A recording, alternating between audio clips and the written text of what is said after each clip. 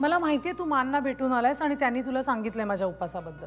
पण मीता तुला हे माहित नाहीये की दिवसभर काही न खाल्ल्यामुळे कशी दिसतेस तू. सुकून गेलाय चेहरा तुझा. अरे नाही, मला उलट आतून आणि मनातून खूप प्रसन्न वाटतंय. का? शुभू, आता माझ्या मनाने एक गोष्ट ठरवली आणि माझी खात्री आहे की ती गोष्ट मला नक्की मिळणार आहे. अगं खात्री आहे ना तुझी मीता, मग हे उपास तपास का करतेस? कारण देव मला यावेळेला अतिशय अमूल्य गोष्ट देणार आहे आणि त्या गोष्टीची मला जाणीव आहे, त्याला कळायला हवं म्हणून तर मी हा उपास केलाय. मीता, तुझा एवढा विश्वास बघूनच मला थोडीशी भीती वाटते. देव न करो, पण समजा तुझ्या विश्वासाला धक्का बसला तर, अश्विनीचे रिपोर्ट्स जर निगेटिव्ह आले तर? जी गोष्ट मला व्हायला नकोय त्याचा मी साधा विचारही करत नाहीये. उलट जी गोष्ट मला हवी आहे ना त्यावर माझं मन एकाग्र करते. हे बघ मीता, किटीचं प्रकरण होऊन फार दिवस झालेले नाहीयेत. त्यावेळेस तुला किती त्रास झाला होता विसरलीस का तू? यावेळेला असं काहीही होणार नाही. अश्विनी मला मनापासून आवडते, मला अश्विनीबद्दल खात्री आहे.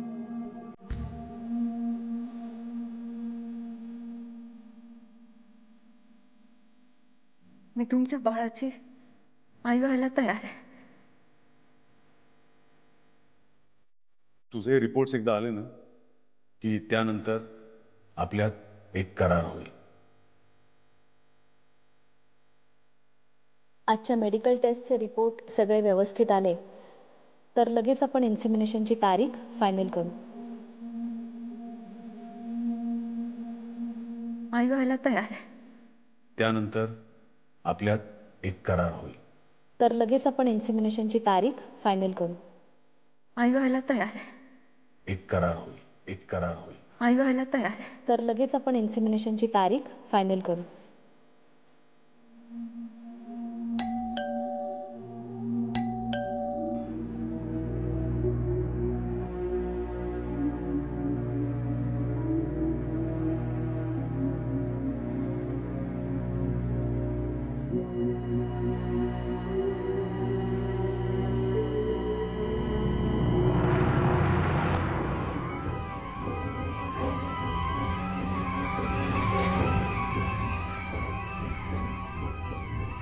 समीर,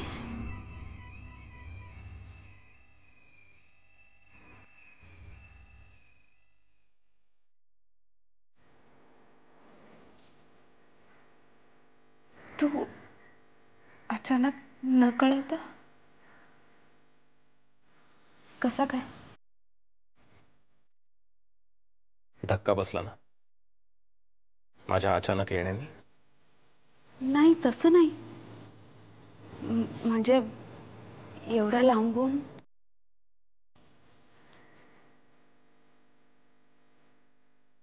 माझ्या येण्याने फारसा आनंद झालेला दिसत नाहीये तुला.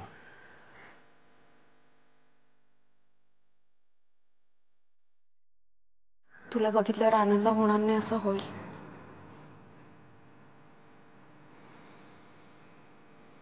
पण तू इथे आल्याने किती प्रॉब्लेम्स वाढणार आहेत ह्याचा विचार केलास का?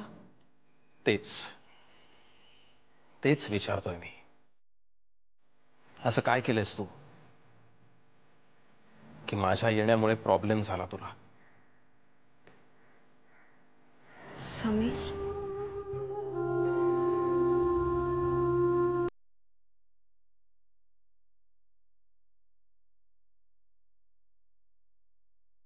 किटीने सगळं सांगितलंय मला.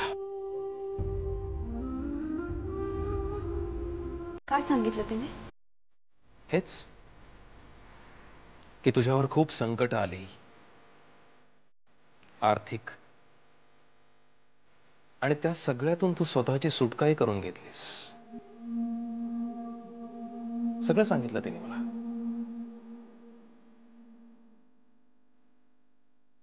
कुठून आणलेस एवढे पैसे? काय केलंस काय नेमकं? समीर, तू असं का वागतोयस माझ्याशी?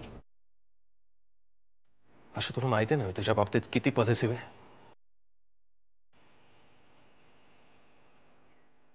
कसला सौदा केलास तू? समीर, मला उत्तर हवंय आशू. स्वत्व विकलंस ना तू, आणि त्याला बिलगून असलेलं माझं प्रेमही विकलंस. मला उत्तर हवंय आशू. तुझं एक उत्तर ऐकायला मी एवढे लांबून आलोय. माझं प्रेम जर विकण्यासारखं आहे असं तुला वाटत असेल तर मला स्पष्ट सांग. मी नाही येणार परत, कधीच. समीर, समीर.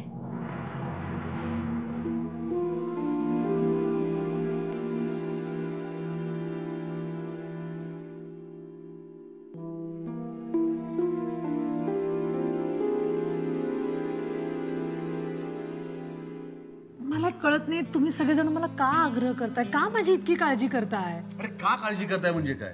तुझ्या पोटात अन्नाचा कण नाहीये, काळजी नाही वाटणार? काही गरज नाहीये त्याची. मला सांग, मी एखाद्या देवाच्या नावाने अगदी नवरात्र चातुर्मास असं म्हणून उपास धरला असता तर तुम्ही अशी एवढी काळजी केली असतीत का? हे बघ मिता, हे चातुर्मास वगैरे मला काही कळत नाही.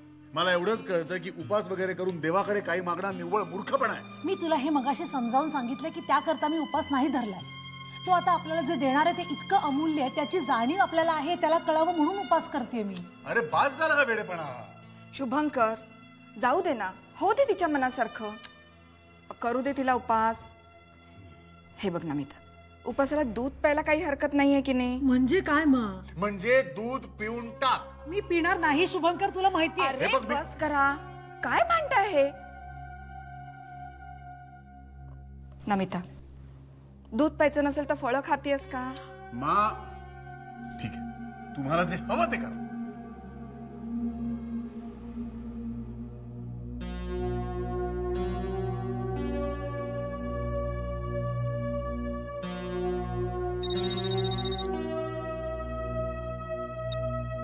कोण? दादा की वहिनी? हा किती, मी अंजली बोलतेय. हां, बोला. अगं अश्विनी आहे का तुझ्याबरोबर? तिला देशील फोन? गं मी केला असता तिच्या सेलवर फोन, पण कदाचित ती उचलणार नाही म्हणून तुला फोन केला. देतेस फोन जरा तिला? वहिनी, मी वॉक घेतेय, घरात नाहीये. काही निरोप द्यायचा का आशूला? हां किती, अश्विनी नीट जेवते बिवते ना गं? वा, ग्रेट. का काय झालं? अहो, तुम्हीच तिला हकललत ना घरातून? काय सांगू बाई तुला आता, माझ्या घरच्यांनाच मी कळले नाही नीट. अहो, तसं नाहीये वहिनी. जाऊ दे किती, तू खूप जवळची मैत्रीण आहेस ना तिची. अगं माझी अश्विनीनं खूप हळवी आहे, काळजी घेशील ना तिची? नीट लक्ष दे हा तिच्याकडे. ठेवते. वहिनी, अहो, फोन ठेवला? खसकलेलीच आहे. मीरा, ते रिपोर्ट्स आपल्याला जरा लवकर मिळू शकतील का ग? का रे? म्हणजे यावेळेला तर नमिता अगदी प्रसन्न वाटली मला. हो, पण सध्या तिनं उपास ठेवलाय. उपास? रिपोर्ट्स मिळेपर्यंत फक्त पाण्यावर राहणार आहे ती. काय सांगतोयस काय तू? म्हणूनच म्हणतो, प्लीज जरा समजाव तिला. आणि एक नणंद म्हणून नाही, डॉक्टर म्हणून जरा समजाव तिला.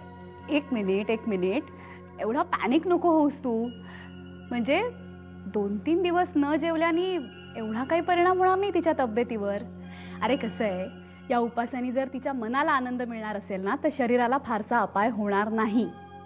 हे बघ ऐक, आपण ते रिपोर्ट्स लवकर मिळवायचा प्रयत्न करू, पण तिच्या इच्छेवर नको यायला आपण. ठीक आहे, आता तूच असं म्हणतेस तर मग ओके, चल निघू मी. ए नाही, थांब ना, पलाश घरातच आहे. बस तू, मी आले.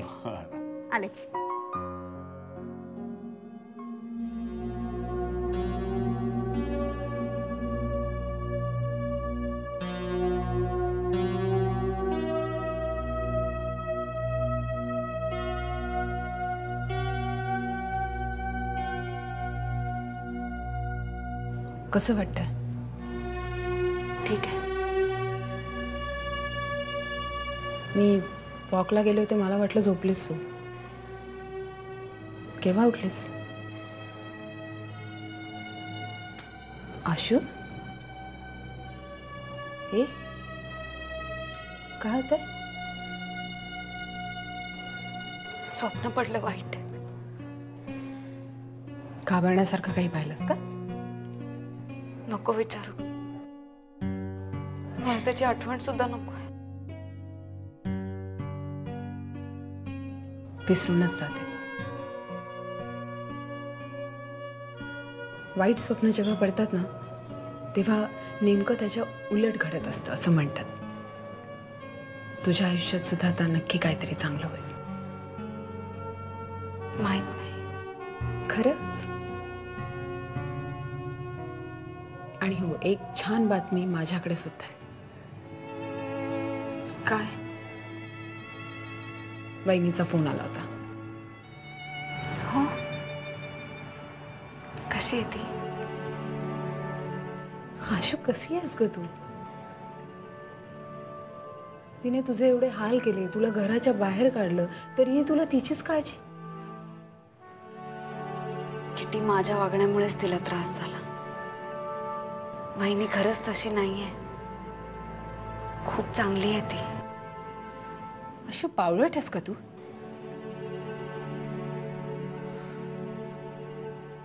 हे बघ, अशी स्वतःच्या सुखाची किंमत देऊन दुसऱ्याला समजून घ्यायचं नसतं. हिसकावून घ्यायचे असतात सुख. आणि ज्यांनी आपल्याला त्रास दिला ना, त्यांना आयुष्यभर लक्षात ठेवायचं असतं. किती तुला माहितीये, या दोन्हीतलं मला काहीच जमणार नाही. कशी मुलगी आहेस ग तू? इतके हाल केले तुझे त्यांनी, आणि तू आपली शांत.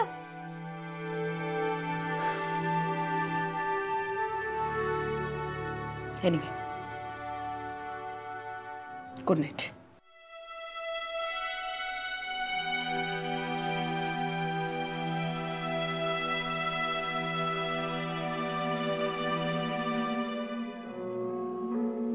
दोन तीन दिवसात रिपोर्ट्स येतीलच ना?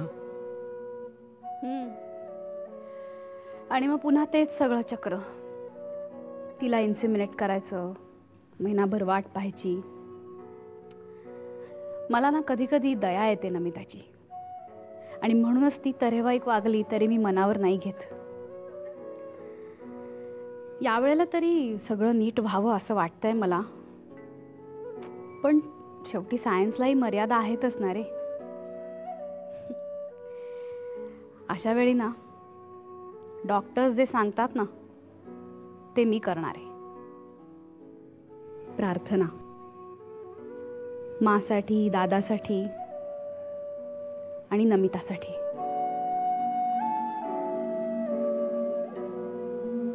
काय करून बसली मी? समीरला कळलं तर म्हणजे काय? कधी ना कधी सांगावंच लागेल त्याला. पेढ्यासारखी मेडिकल टेस्टही देऊन आले. कशी बाहेर पडू यातून? मिसेस प्रधानांनी मदत केली म्हणून त्यांचे उपकार मानते मी. पण समीरचा विश्वासघात करते मी. त्याचं प्रेम, त्याला दिलेली वचनं, त्याच्यावरची निष्ठा, या सगळ्याचं काय?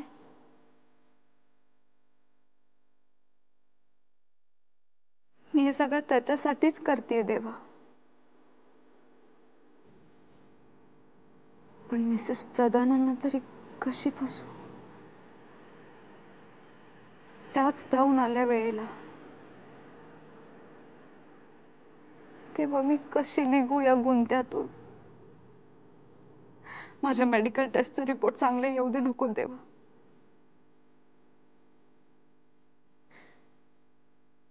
डॉक्टर मीरा कदाचित त्याच मला मदत करू शकतील. मला असं वाटतंय उगाच तुला हे ऍडिशनल काम दिलं. ते डीटीपी करत होतीस ना, तेवढंच पुरेसं होतं. तरी सांगत होतो एक ऑफिस असिस्टंट ठेवूया, पण नाही म्हणालीस. सगळं मी करीन म्हणालीस. आणि काय चाललंय तू चाललीये हे काय मिळालं ना? मिळालं की नाही?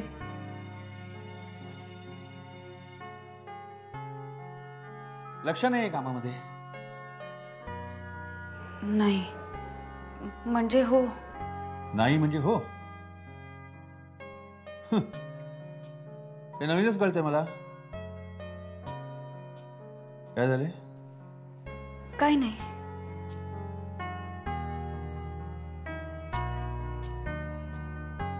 तुम्हाला तर सगळं माहिती आहे. नाही पुरी, माझी अनुभवी नजर मला सांगतेय तुझ्याबद्दलचं सगळं मला माहित नाहीये. असं काहीतरी आहे जे अजूनही तू माझ्यापासून लपवून ठेवलेस, मला अपुरं सांगितलेस.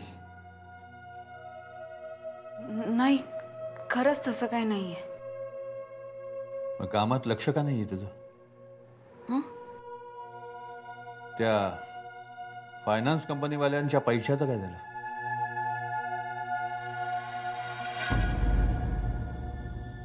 मुदत दिली त्यांनी. अच्छा, वाढवून दिले का मुदत? हो, 1 महिना दिलाय. 1 महिना?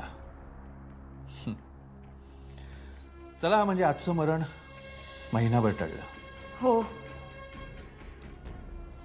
रोज एक मरण टाळतच जगते मी. म्हणजे? काय नाही काय नाही. अश्विनी, घरी सगळं ठीक आहे ना? सगळं ठीक आहे. नाही अश्विनी, तू नक्कीच माझ्यापासून काहीतरी लपवतेस. वयोमानानुसार माणसाची बघण्याची नजर कमी होत जाते, तेव्हाच त्याची माणूस पारखण्याची नजर तल्लख होत जाते. तू कशाला तरी घाबरलीस? हो. कशाला घाबरलीस?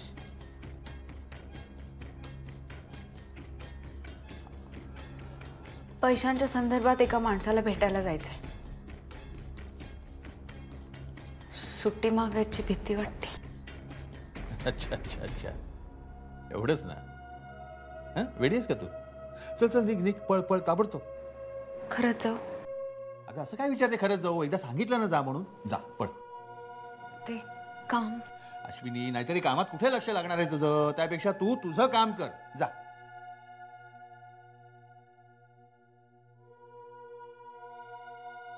जा बेटा, जा. सांभाळून जा ग.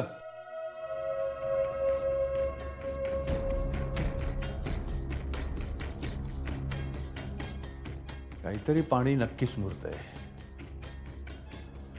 म्हाताऱ्याची नजर धोका नाही द्यायची.